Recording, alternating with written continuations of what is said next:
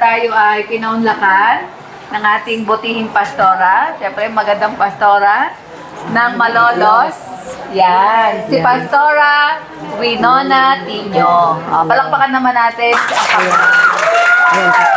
Yung pagkatao nyo Di ba yung lahat ng tumayo, naalaman nyo kung ano yung personality nila. Amen po ba? Tayo po ay magsiyuko at manalangin bilang paggalang sa ating Panginoon. Magsiyuko po tayo. Ayan, tayo po ay mananalangin.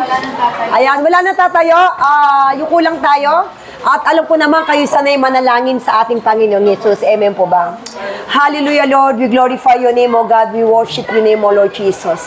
Oh, Father God, maraming salamat. Isang opportunity, O God, na ako ay magmahal ng ganitong mga estudyante, O God.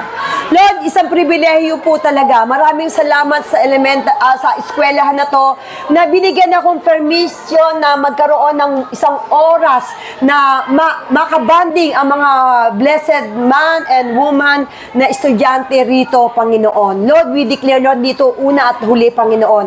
At makita ko, Lord, na ikaw ang patuloy na pipili sa kanila. Bibigyan mo sila, Lord, ng talento na nagmumula sa iyo, God. At ma-excel yung kanilang pagiging matalino at pagiging smart student, oh God. Saan man sila dako pumunta, ano man kanilang puntahan, Lord, ikaw ang kasama nila, Panginoon. Lord, maraming salamat at ginamit mo si Pastora Winona sa gawaing ito, oh God. At patuloy, Lord, mamahalin ko sila gaya na ipinagkatiwala mo, Lord, sa aking mga members na minahal ko sila magpahanggang ngayon, oh God. Sapagkat, Lord, hindi ako nabubuhay para sa sarili ko, kundi nabubuhay ako para sa lahat ng tao, Panginoon. Eka nga, Lord, ihasik namin yung pagmamahal kung paano minahal mo ang mga makasalanan, ang mahihirap, ang mayayaman, ang wala kang pinili, Panginoon. Lord, wala akong pipiliin, Panginoon, kundi lahat sila ay karapat dapat mahalin habang ako'y nabubuhay. Thank you, Lord, in Jesus' name, Amen. Isang malakas na palakpak sa ating Panginoon.